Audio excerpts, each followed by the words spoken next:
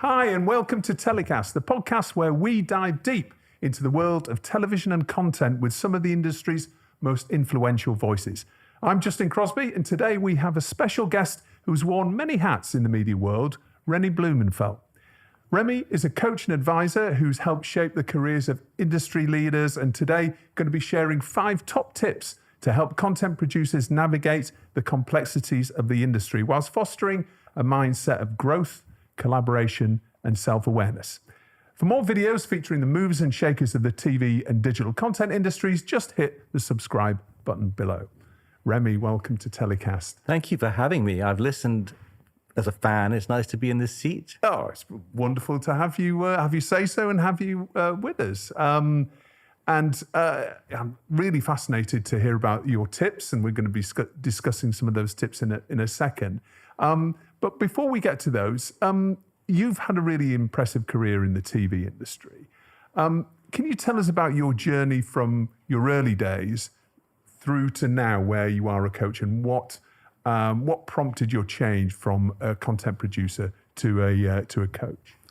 Well, I could tell you the kind of autobiography from the point of view of a TV producer, or I could tell you it from the perspective of a coach, and I'll try and do a little of both in the same story. So I think knowing what I know now, I went into TV like many people did for a reason. I went into TV to prove that I wasn't not good enough, which I know sounds like a bit of a weird double negative, but I've seen in my coaching that that's why a lot of us went into TV in the first place, because it was a big place to prove that we weren't not good enough. And the kind of logic was, if 1 million people watch it, if it gets a great review, if I win a BAFTA, this is a screen on which I could finally prove to myself that I was not good enough. And of course, it doesn't really work like that, because you can go on achieving and you still never prove that to yourself, which is why people go on trying to prove things even once they've done stuff, right? But I went onto TV. I went right into mainlining that affirmation, right? I went on TV as a reporter in New York in the mid '80s, and I was just out of school, and I figured New York is the place to prove that I am good enough. I probably thought I was proving I was good enough, whereas in fact I was proving I was not good enough. But I went on TV thinking, this will do it. This will show everyone. They will see I am good enough. And I had so you're originally a journalist, presenter, essentially. I was originally a presenter, and I did really what I was allowed to do in New York as someone with a British accent at that time, which was arts and entertainment and lifestyle reporting. And it all suited me quite well because, frankly, I didn't really have any training as a journalist. So lifestyle and arts and entertainment was probably all I was cut out to do. And I had a great time doing it. I had my own segment, which was called Remy's People. There were only 5 channels on TV in New York in the 80s. So I had a job at one point on 3 of them. I started out on Channel 11, I went to Channel 9, and I did some work for Channel 7, all as a reporter, kind of playing myself. My agent said to me at the time, you know, there's one secret to being a TV reporter. If you can just be yourself, so long as you can fake that, you've got it made. And I think I sort of faked being myself for the better part of 7 years. I then came back to England, just because life in New York felt a little bit unnurturing. I mean, I wasn't surrounded by my friends from childhood. My family were far away, and although people recognized me on the street, it didn't feel very nurturing and loving. I wasn't alone, but yeah, it wasn't nurturing and it wasn't supportive. It was kind of, I was doing the same thing pretty much every day. 1 minute 30 reports on this, that, or the other thing. And it became a bit formulaic, it became a bit boring, and my friends and family were far away. So I came back to England and got a job on a show called 31 West, which was at the forefront of satellite broadcasting. It was BSB at the time, but before it became BSkyB. So the little square reel, which no one actually had. And what I discovered was that it was actually quite fun making the show, even though no one could watch it. So whereas I'd gone into TV for mass affirmation or the hope of mass affirmation, I was now making it just because it was kind of fun to make. I got to meet interesting people with fun people who loved doing what they did. And actually it was almost impossible to watch it. My parents spent the better part of 6 months trying to get a square reel. By the time they got it, BSB was off the air. And BSB going off the air overnight really was what created my next move, which was to become a producer, because I had loads of ideas for TV shows. I'd always been producing my own content as a reporter, and then on 31 West on this daily entertainment show. So I hadn't just been in front of the camera. I've been writing, I've been editing, I've been out with crews. So I had loads of ideas for TV shows, and I must have sent about 90 of them off to different broadcasters, and no one even replied. Well, maybe a couple of people replied, but no one bit at anything. And that was when I realized, if I want to make shows, I need to set up a production company, because no one's going to commission me from my room in Brixton as me. So even though I was still in my room in Brixton, I, with my partner, formed a company called Brighter Pictures, and we started pitching the same shows, but with a little bit more response. And we started making shows about the edges of society, really, which was kind of where we were at. So we didn't make shows about stuff we didn't know about or stuff we didn't watch. We made the first black music show on Channel 4, which was called Flavor, which ran for 10 years. We made the first Indian pop culture show for BBC Two called Bombay Blush. We made shows called Gay, Straight or Taken. We made kind of fun, funky shows around the edges of society, which during the 90s sort of miraculously became the middle, because black music started to dominate the charts. Indian pop culture was everywhere. Being gay was no longer quite so on the edges. So actually the content we were making became more in the middle, and we were later bought by Endemol, which then prompted another move, because I then became part of a corporate structure working at Endemol rather than as a freelancer. Very different. Very, very different. Very, very different. And that lasted 5 years. And then I left, actually set up another production company, which was just getting off the ground when the 2008 crash happened. And our investors, who'd had, were new to TV, kind of got totally freaked out at the thought that without advertising, without that, what was going to happen to their money. So they pulled the plug. But luckily, ITV came to the rescue and bought our content, bought the company, and I went to work at ITV as a director of format. So I became an executive for a couple of years at ITV Studios, working with their big formats and trying to sell them around the world. And then I later became a coach. So that's kind of my TV career in a nutshell. And I think the question about how I became a coach is a whole different question altogether. It was really that I found I was leading teams without any training. And I think this is something that happens for a lot of people in TV. You work up the ladder, you end up being an executive producer or department head or a commissioner or running an indie. And your main job is to inspire people, to guide people, to champion people, to hold people accountable, but no one teaches you anything. So some people are naturally more good at a couple of those things. Some people are not good at any of them, but no one has any training in any of that. So I went and got some training to be a coach and discovered that I loved that world. I loved the people who were in it. I loved the process. I loved the place that it put me in to kind of advise and counsel and guide. And then I came back to my office where no one wanted to be coached. Because to be a coach, you need a client. That's the thing that, there's a joke about how many great business coaches does it take to change a light bulb? Only one. But the light bulb really has to want to change. Yes. And I was now with clients who didn't really want to change, right? They were very happy just to have me as their boss. They didn't want to coach, which is perfectly understandable. They hadn't come into that environment to be coached, but I now wanted to coach people. So I took my bag of coaching tricks out to a wider audience and discovered there was a market for it, that there really wasn't that much specialist knowledge in coaching in the creative industries from people like me who'd actually walked the walk. There were plenty of people who'd trained to be coaches, but not that many people who'd worked their way up from being a reporter to a producer to running a company to being an executive. So I kind of understood the pain, and I understand the pain that a lot of my clients are going through. And that's where you meet me today as a coach who kind of has walked the walk and understand folks' pain. Well, that's interesting let's just delve into that a little bit more for a second. What are the main obstacles then your clients are asking you to help them with when we come to content industry leaders? I mean, what are they? Are they the same sort of obstacles you faced during your career? And because obviously we're also facing an enormous amount of turbulence in the industry at the moment, and lots of change has happened, particularly since COVID. So I'm interested to know, what your clients are seeking help from you with. What are their obstacles? Yeah, it's interesting. The reason why people come to coaching in the first place is sometimes quite different from what they then say they got out of it as a result. So very often people come because they're struggling with a transition. They're trying to manage a new role in their lives, their new period, a new chapter. They don't feel equipped with that for that.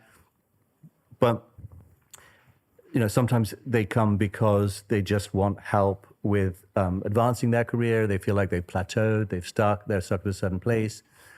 I think generally what most people come away realizing is their own power in the situation, which they hadn't perhaps realized before. So people often come thinking that it's something about the industry or something about their boss or something about the structure of the company or the market.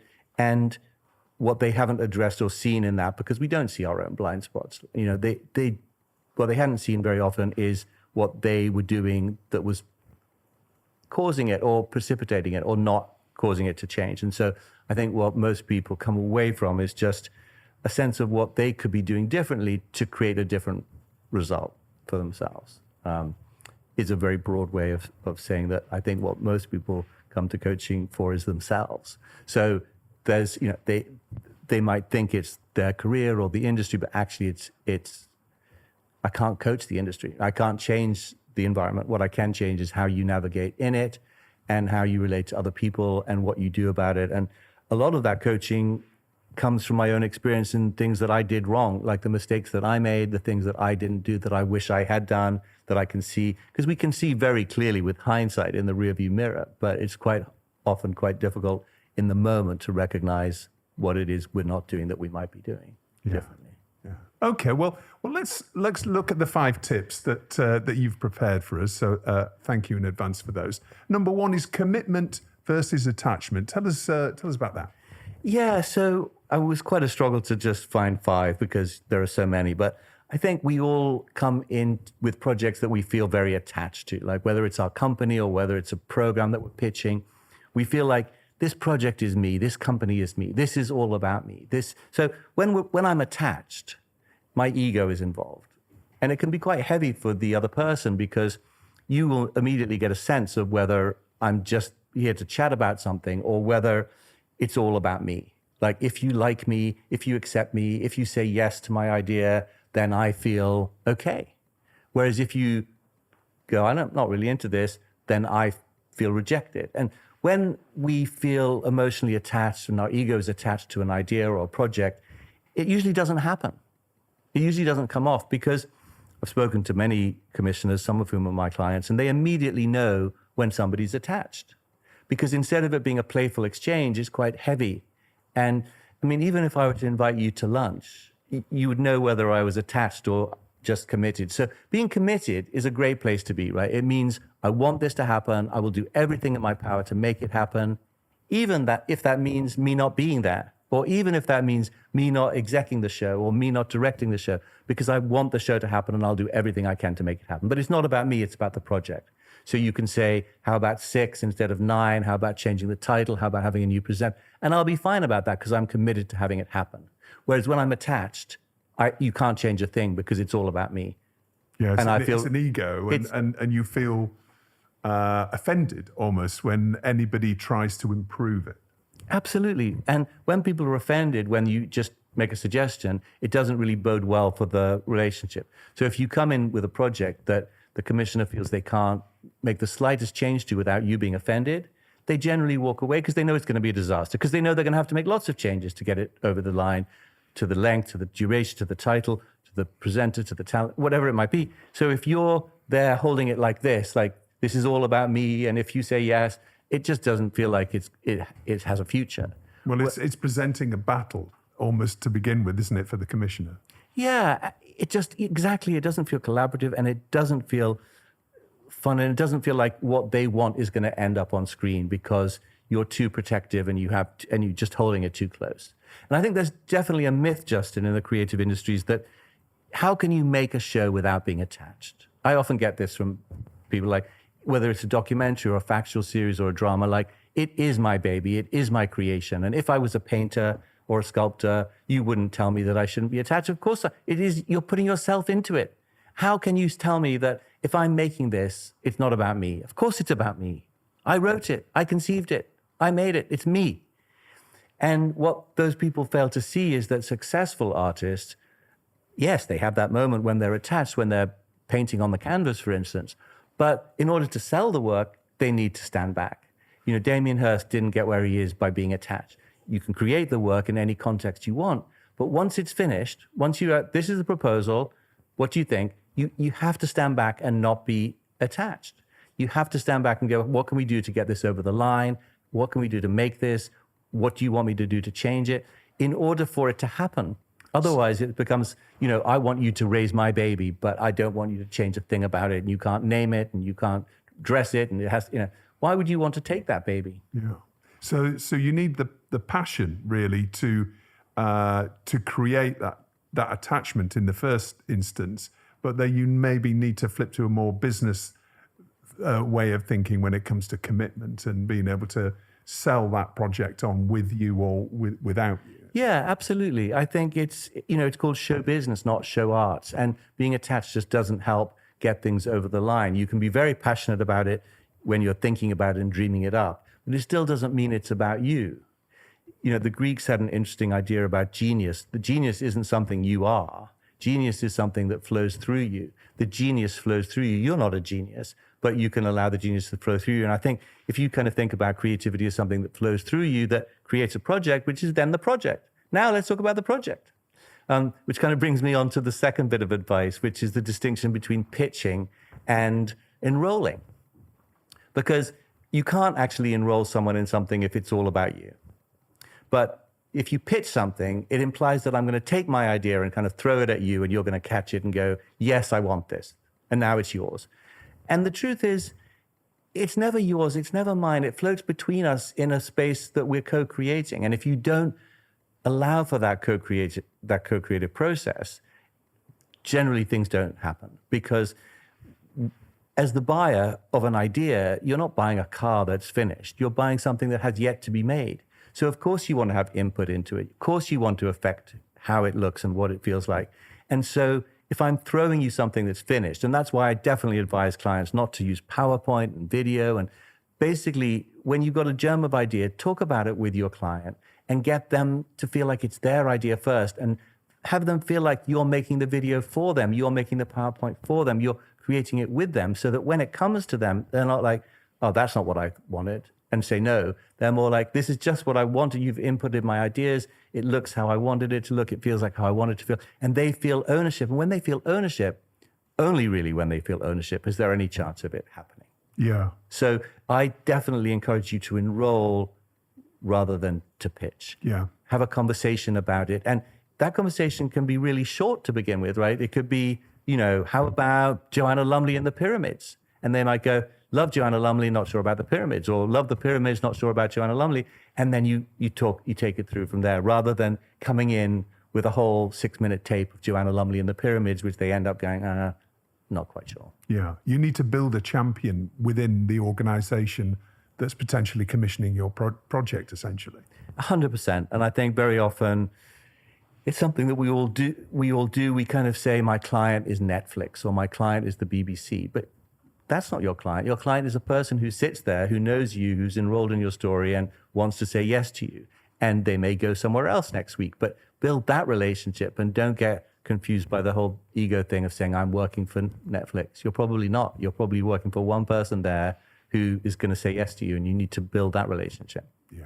Okay. So number 3, this is about defining your niche and being specific. Yeah. So it's a terrifying thing to do, right? Because the moment you say, I am a specialist in making anthropological films about Samoa, it's like, well, that's a niche that's like this small, right?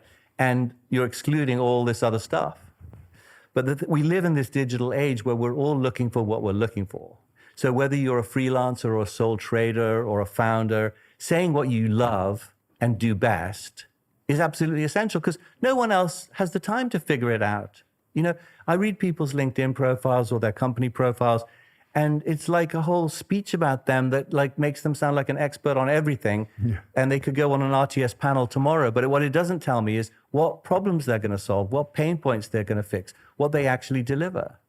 So if my hot point gas boiler is broken down, I want someone who says, I fix hot point gas boilers.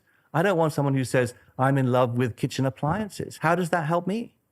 So very often in film and TV, people go, I love making films about people.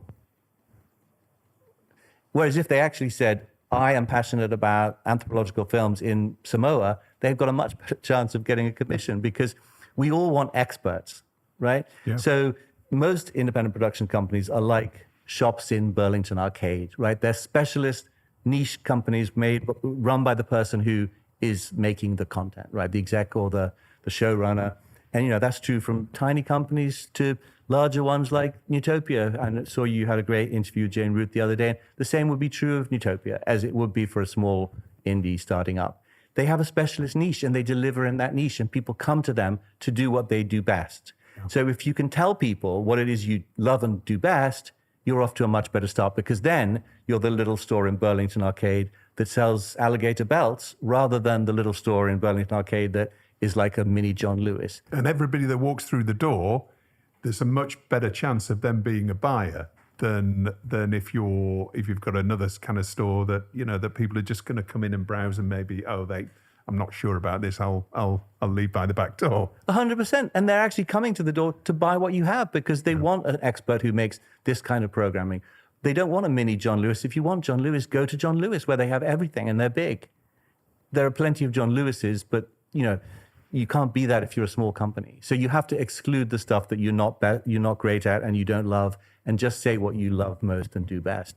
And it will be much more successful, whatever you're doing in this space. Okay. And number 4, this is about defining your superpower. Yeah, well, that's kind of aligned, except that it's more personal. So whether you're running a company with a bunch of other people, or whether you're a sole trader doing it for yourself, just being clear with yourself and other people about what it is you bring to the table. I think for a long time, people thought you need to be good at lots and lots of things, right? And very often when people start indies, they feel like they have to be good at everything because they're the only person there, right?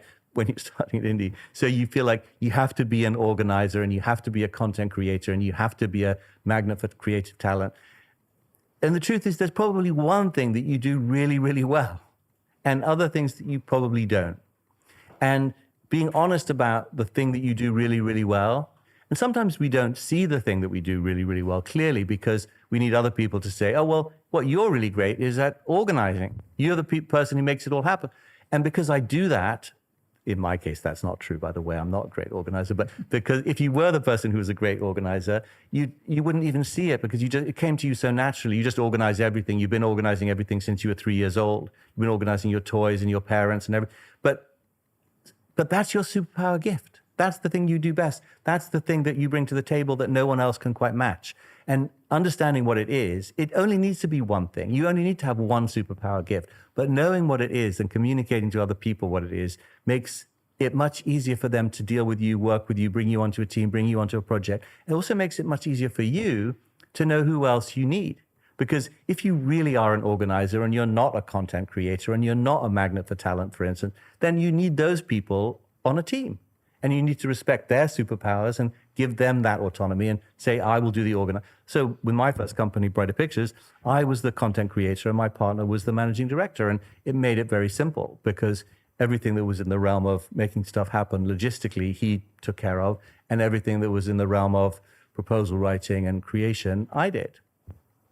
So knowing your superpower is super important. Yeah. And lean into it, right? And lean into it and own it. And don't feel you have to have more than one. I mean, it's great if you have 2 superpowers, and some people genuinely do. But we're not all kind of Renaissance princes with multiple skill sets. You can just have one, and it's great. You can build a whole business on that one. Just knowing what you do best and getting other people to do it is a useful follow-on. But the 5th tip, I think so many people in film and TV, and not only people in film and TV, so many of us feel like we have to do it on our own for it to count. And because we said we were going to do it on our own, we have to we said it to ourselves. We said, I can make it. I can do it on my own. I don't need any help. We then have to follow that through. And like asking for advice or asking for support feels to a lot of people like failure. Like, it will make me look so weak if I ask you for help. So I'm not going to do it. I'm just going to do it on my own. even though I'm not very good at it, and even though you do it much better. But even just admitting that you do it much better and that I'm not very good at it makes me feel weak. But that's crazy, because when we look around us at really strong, powerful people, they're generally great at asking for help. And when somebody says to me, this is not my strength, I'm quite weak at this, would you help me? I don't think that they're a failure. I don't think that they're weak. It makes them look strong. It takes a lot of courage to do that. It takes a lot of self-belief to be able to say, I'm good at this, but not good at that. So it's really important to ask other people for support and guidance and help. And by the way, I'm not saying this from the place of like, I did this so well in my career. I did it. I was terrible at it. It was a big mistake. I would have grown my company much more. I would have made a lot more money if I had been better at asking and receiving help. Because it's not just that I didn't ask for it. When it was offered, I didn't take it. And I think, having mentors, having guides, having allies, having advisors, having like an unofficial board of advisors or actually an official board of advisors just helps you have a better understanding of whatever it is you're doing. You can bring in special people who have specialty gifts that you don't have. If you're a magnet for talent, you can bring in an organizer. If you're an organizer, you can bring in a magnet for talent. And you can help grow your business quite a lot more cheaply than if you had to actually hire those people, as I did, as employees. Often they're not even half as good as the people you could have got to advise you for free, right? So the truth is we love giving help. It's a human thing, right? It makes us feel needed and affirmed and valued when somebody says, will you help me in this way that I know I can help you? It makes me feel good about myself. So when somebody asks you to do something which you know you can powerfully do, everyone loves it. And we all understand that from the perspective of being the person who's being asked for help, but we somehow don't flip it around and we think, oh, well, I love being asked for help. I love it. And it makes me feel good and it makes me feel valued. But if I ask you for help, you'll hate it. Why is that? It doesn't make any sense. I'm actually giving you a gift by asking you to help me in a way that only you can help me, because then you're making a contribution. So it's a really powerful thing, which I think a lot of people miss. And I think it does tie in a little bit to that thing of, I came into TV in the first place to prove that I'm not good enough. So now I'm definitely not going to ask you for help because that would prove that I'm not good enough. Actually, it proves you are. It proves you're strong. It proves you're confident, and it will help you grow your business in unimaginable ways. All right. It's if you're lost and your iPhone goes down, you would ask for directions, wouldn't you? And people are always very happy to help you on your way. And it's almost a little bit like that. It is. It is. And you don't even have to be lost. You just have to go, I wonder if there's a better way to do this. You're so expert in this, right? You've been producing podcasts for, this is your 200 and something podcast. What can you tell me that you didn't know at the beginning? What do you wish you'd know when you started out? What advice can you give me if I'm starting a podcast? Why wouldn't I ask you that? I don't even need to be lost to ask the question. I just need to be mindful of the fact that I'm not an expert in everything. Yep. And I'd be very happy and honored to help you. So, thank you. Don't worry, I'm not starting a podcast. No. Remy, fantastic. Thank you for those 5 tips. And now it's time for Story of the Week, where my guests on the show get to pick their TV or content industry story from the past 7 days that caught their eye. So, Remy, what's your story of the week? Well, I think the story that so many of my clients and friends have been talking about is the riots and the protests around race and immigration, the anti-Muslim riots and the response to that in the UK. And I think, it's only a digital story because there are so many digital and content kind of components to it, from the way that both sides were able to mobilize thanks to social media platform, to the way that the stories that were told were skewed by the need for drama, and what was shown wasn't necessarily helpful to either side in terms of the narratives, because it was all about drama and entertainment value, even for the news stories. And then there's the other kind of longer running story, which is that although there are many characters who exemplify the communities that they come from who are depicted on TV, the communities that they come from very often aren't depicted on TV. So there are often minoritized characters on TV who we see as being nuanced and complex and likable, but the same isn't true for the communities they come from. And I think very often, so as content creators, we have some responsibility in how we shape people's understanding of, for instance, British Muslims in the UK, because, that's a community that I've seen very little drama about, or very little drama about that reflects the reality of their lived experience. So I've chosen that as my news story of the week. How about your hero of the week? My hero of the week is a writer and editorial director called Michelle Manafee. She works at Content Next, and she's the editorial director there. And she's very vocal, not only on issues such as race and exclusion, but also about like how AI is affecting journalism and the ways in which we need to be mindful of that. And she's kind of been a guiding voice on many of those issues, particularly in the last week. So I feel like she's my unexpected hero of the week, Michelle Manafee. And who or what are you telling to get in the bin?